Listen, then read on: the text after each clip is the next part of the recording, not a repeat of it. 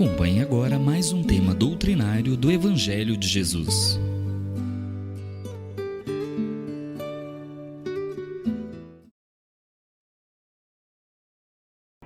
Saudações a todos os irmãos.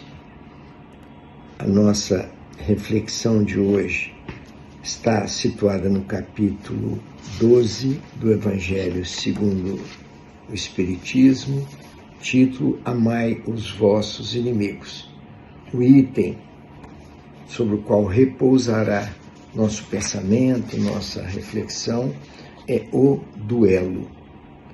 Esse tema está nas instruções dos Espíritos. E essas instruções é um tema relativamente vasto. Foram feitas essas instruções por Adolfo, bispo de Argel, Santo Agostinho, um espírito protetor,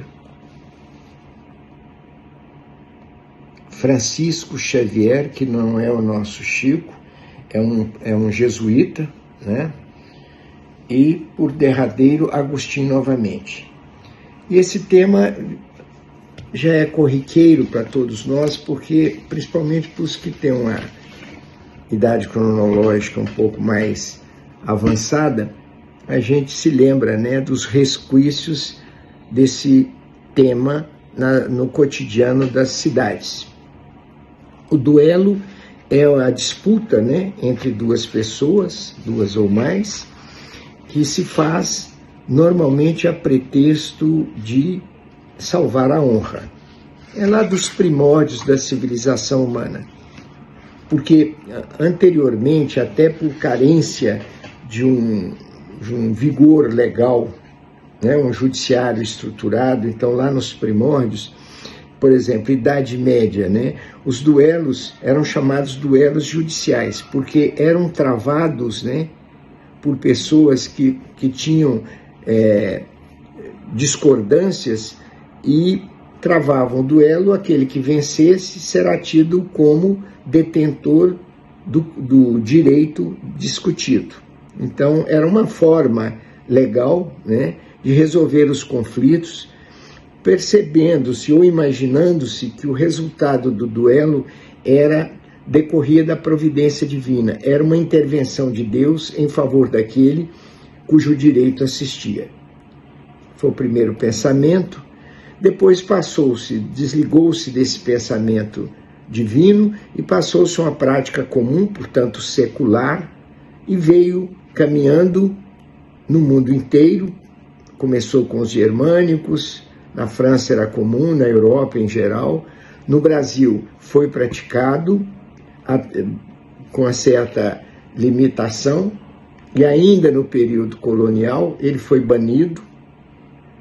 E em 15 de novembro de 1889, quando promulgou-se a República, ele foi definitivamente banido pela legislação com o Código Penal de 1890, onde ele foi literalmente proibido, porque entendeu-se que era uma prática nefasta contra a pessoa humana.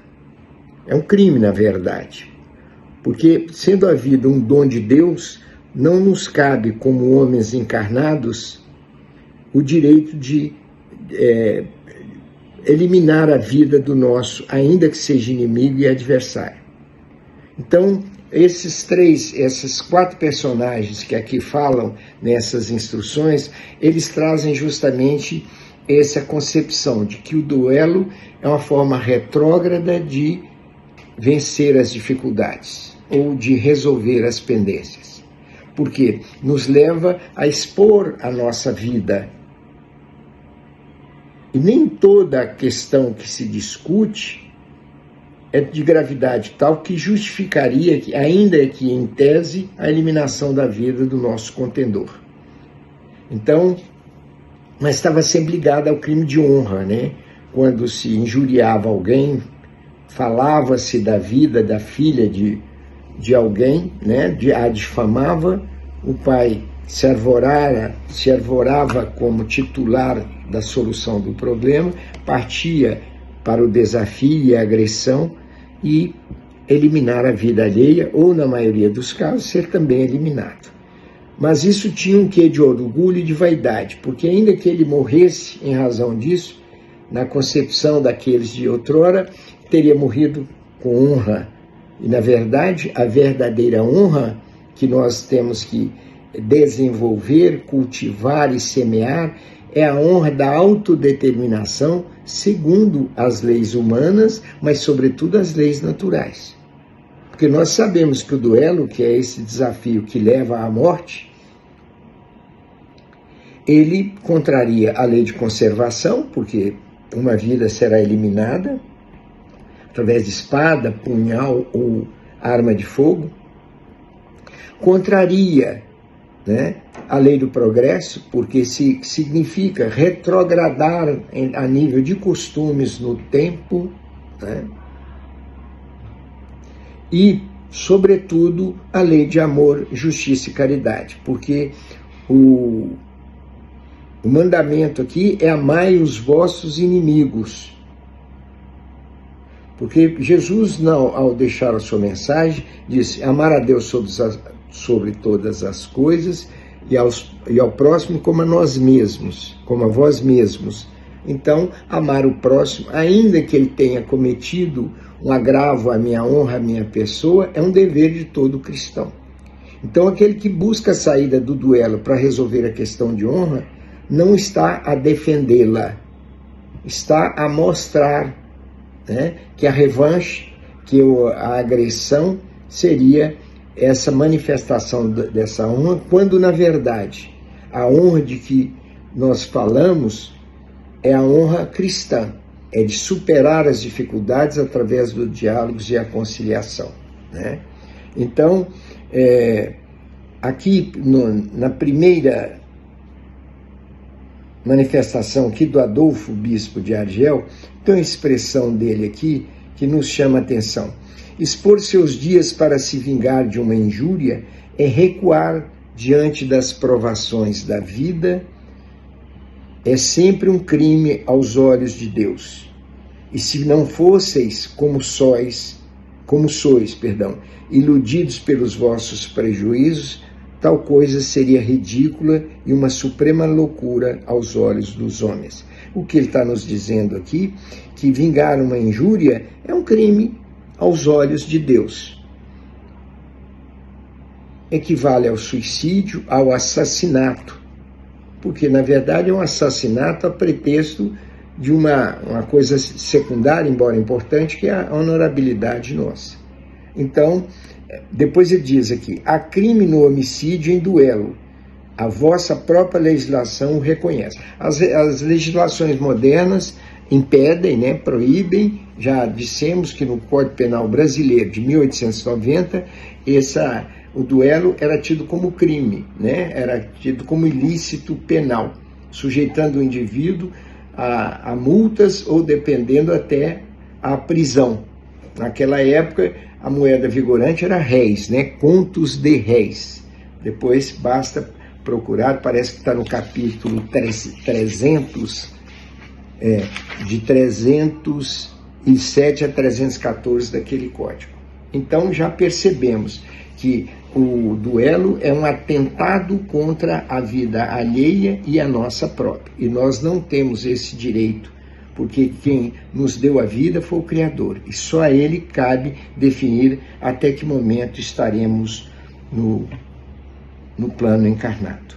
Na fala de Santo Agostinho, que é a segunda instrução, ele diz aqui, em certos casos, sem dúvida, pode o duelo constituir uma prova de coragem física, de desprezo pela vida, mas também, incontestavelmente, uma prova de covardia moral como o suicídio.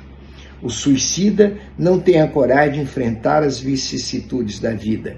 O duelista não tem a de suportar as ofensas. Aí nós estamos falando do nosso ego, da nossa vaidade, do nosso egoísmo, do nosso orgulho. Alguém me ofendeu, eu me julgo no direito de tirar a vida dele como punição, como reação. E há um desequilíbrio muito grande dessas condutas, porque uma coisa é uma fala mal dirigida, às vezes até mal interpretada, e a outra é o planejar a morte do outro. E isso se agrava porque o duelo é aquele encontro premeditado, engendrado para essa discussão, para essa briga com armas, planejado. Muitos deles tinham juízes para definir as regras, preservar a equiparação de forças. Outros, havia padrinhos, né? Nomeavam-se padrinhos, uma disputa mesmo, patronos, né? Então, o ato mais gravoso que há é justamente esse, do duelo, porque é uma reação premeditada, discutida, até estabelecendo-se regras, diferentemente daquela morte, da chamada legítima defesa, por exemplo, quando nós, reagindo a uma provocação, agredimos a pessoa de imediato, quer dizer, quando naquele momento que estamos vulnerável, ressentido ao extremo, causamos um retorno imediato da reação. Então a gente está no furor, quer dizer, no auge do ódio quando reagimos. É menos culpável do que pensar-se, marcar dia e hora, endereço para que o duelo ocorra. Então é um crime muito mais gravoso. E isso, além disso, Cristo, como o coordenador, o diretor espiritual do planeta Terra, isso fere também, portanto, o pensamento cristão. Porque lembremos-nos de Pedro, quando sacou da espada para defender Jesus, ele solenemente diz: mete a tua espada na bainha, porquanto aquele que matar com a espada perecerá pela espada. Então, não use da violência, e aí ele nos prega aí a lei de ação e reação, né? Ele nos diz a lei de ação e reação sob essa ótica aí da agressão através da espada.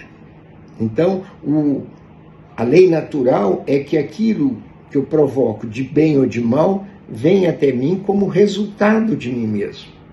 Então estaria aí, portanto, ferindo esse pensamento cristão, né? Que a gente tem o dever de defender para não só preservar a vida, mas, sobretudo, para difundir a paz no mundo. A outra manifestação aqui está também no Santo Agostinho, na segunda instrução: quanto sangue exigiria de vós o Cristo por todos os ultrajes que recebeu? Ele está dizendo, se pagar sangue com sangue, ele diz, quanto sangue nós teríamos que conceder para redimir Jesus do esforço que ele fez para nos salvar? Porque todo sua vida no plano encarnado, todo o seu esforço foi para nos deixar uma lição de amor, pregando o amor incondicional, submetendo-se às violências para nos mostrar que a humildade é o caminho mais fácil e mais pacífico para conquistarmos as nossas realizações espirituais. Então ele diz, se o Cristo cobrasse através do sangue, quanto sangue teríamos que conceder para repor-lhe tudo o que concedeu a cada um de nós? E essa é uma verdade inconteste, porque Jesus veio com essa missão de divulgar a lei de amor, como segunda revelação que foi para nos trazer essa mensagem de amor. Depois diz ele, aqui, só a natureza conferiu ele esse direito, quer dizer, Deus concedeu à natureza o direito de tirar a nossa vida, para se reformar ou reconstruir. É a lei de destruição que vem para reconstruir o mundo, tá? quanto a vós, não permite sequer que disponhais de vós mesmos. Então, o autoextermínio, ainda que a pretexto de defender uma honra, contraria as leis divinas, sim. Como também a eutanásia, a busca da precipitação, do aceleramento do processo de desencarne, fere a lei natural. Porque muitas vezes é na dor que o leito nos impõe, na impossibilidade de locomoção, naqueles instantes finais dolorosos, é que ali vamos nos redimir dos erros de outrora. Daí a importância de chancelar, de confirmar que só o Criador pode nos retirar a vida. Prosseguindo, fala ainda Santo Agostinho: como o suicida, o duelista se achará marcado com sangue quando comparecer perante Deus. E a um e outro, o soberano juiz reserva rudes e longos castigos. Claro, responderemos: a vida futura é a continuação da vida de hoje. Então, aquela carga, aquela herança que levamos daqui para lá, nós padeceremos lá para repará-la. Prosseguindo, diz ele: e se ele ameaçou com a sua justiça aquele que disser raca a seu irmão, quão mais severa não será a pena que comine ao que chegar à sua presença com as mãos tintas de sangue de seu irmão. Então, é uma violência a figura do duelo. Depois, mais à frente, no item 13, nós temos a manifestação de um espírito protetor, que ele diz o duelo como o que outrora se denominava o juízo de Deus, e nós falamos, que eram as lutas, para as disputas para ver quem tinha razão. O vencedor era tido como uma decisão oriunda de Deus, quando na verdade era pela espada que se definia tudo. É uma das instituições bárbaras que ainda regem a sociedade. Nós temos os duelos modernos, sim, tá? Nós sabemos que os duelos não são só os físicos, aqueles tradicionais e formais. Tem os duelos espirituais, né? E a propósito disso, nós temos esse tema na obra Canais da Vida, ditada por Emmanuel a Francisco Cândido Xavier, que ele diz: realmente a civilização baniu o duelo das praças públicas e não mais vemos espadas desembainhadas suscitando aflição, ferimento e morte. Os códigos evoluídos reprimem hoje, nos povos mais cultos, semelhantes manifestações da animalidade e selvageria. Entretanto, se as lâminas repousam ensarrilhadas, não ocorre o mesmo com os dardos envenenados da vida mental. Então vamos para o duelo mental, que é o duelo moderno, né? Muitas vezes arremessamos raios de perturbação e indisciplina, angústia e destruição para todos os ângulos da terra em que a nossa vida se movimenta. É o sentimento de ódio, né? A ira que mantemos contra os nossos inimigos, a maledicência que trazemos no nosso âmago e que manifestamos em relação àqueles com os quais não concordamos. Aí completa ele aqui: são os pensamentos desvairados do psiquismo deprimente. É o ódio que semeamos através do pensamento. Não raro arrojamo-los, quer dizer, os pensamentos, sem piedade para quantos nos desatendem ao egoísmo. Então, não concordou comigo, é contra mim. Então, sobre ele, o ódio do meu pensamento, meu desejo de vingança, meu desejo que uma doença surja nele. Isso é um duelo espiritual. Endereçamo-lo sem piedade para quantos nos desatendem ao egoísmo. Enviamo-los aos parentes que não se afinam com as nossas maneiras e concepções. Projetamo-los sobre aqueles com quem não edificamos ainda os alicerces da simpatia.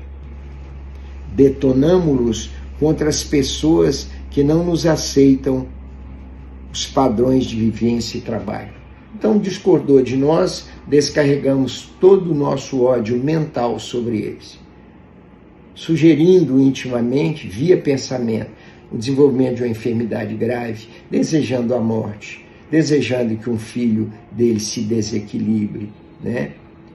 E ele, por sua vez, talvez, sentindo esse negativismo que exprimimos em relação a ele, ainda que fluídico, nos devolve isso também, talvez em dose dupla. Mas, prosseguindo, Emmanuel fala, e nessa provocação permanente, perante as inteligências desiguais que nos cercam, improvisamos e permutamos males e enfermidades, problemas e obstáculos que, indubitavelmente, se voltam depois contra nós. Então, nessa guerra, normalmente tem um vencedor. Então, essa troca de energia ruim, deletéria, nós vamos nos tornar enfermiços, tal qual desejamos que o outro se torne. Em razão disso, a vida na Terra ainda se encontra muito distante do roteiro de harmonia e de amor para o céu, espera de nossa conduta vulgar. De quando a quando, guerras civis e internacionais são as crises nevrálgicas de nossos duelos cronificados pelo pensamento intemperante e submisso. A paz do mundo começa em nós. Se eu alimento pensamentos deletérios em relação àqueles que me circundam, àqueles que se avizinham de mim, isso se propaga, porque o pensamento é energia. Isso se propaga, se engrandece, contamina o meu lar, o meu bairro, o meu país, e atingimos, cada um, por um efeito cascata, o próprio cosmo, o todo da nossa convivência. E finalizando, diz Emmanuel, mas, assim como as convenções impuseram o repouso da espada entre amigos, quer dizer, as leis, as convenções, né, não cessou o duelo físico, na obra da civilização, o Evangelho consolidará o serviço legítimo da educação espiritual, em cuja grandeza aprendemos a ver circunstâncias e pessoas no lugar que lhes compete. Entretanto, a verdadeira felicidade no dever de servir com aquele que, pelo reino do amor, não hesitou em aceitar o sacrifício e a cruz por normas de aquisição da paz inextinguível. Ele está nos dando aqui, como é próprio do Emmanuel, a esperança e a certeza. Daí a importância da fé, de que, assim como o duelo físico foi eliminado pelas leis dos homens, também esse duelo espiritual vai ser extirpado à medida que nós desenvolvermos-nos espiritualmente. Daí, portanto, de severa importância assimilarmos o Evangelho do Cristo na interpretação e da forma que a doutrina espírita nos traz. Porque ela é o Consolador prometido. E como tal, nós temos que apaziguar os nossos sentimentos, compreender a importância do semelhante, do nosso semelhante, como irmão, como filho de Deus, e zelar pelo amor no nosso círculo familiar, mas sobretudo junto a todos que nos tocam, junto aos nossos amigos, mas sobretudo em relação aos nossos inimigos. Que esse duelo, que a gente se sente atraído por ele sempre, possamos interpretá-lo como uma necessidade de externar o nosso amor àqueles que nos contrariam e nos perseguem. Então, troquemos a palavra duelo por reencontro. Em vez de buscarmos eliminar o nosso semelhante, vamos inicialmente em pensamento e depois fisicamente abraçá-lo como irmão, filho de Deus. Que o Cristo nos ampare sempre. Que assim seja.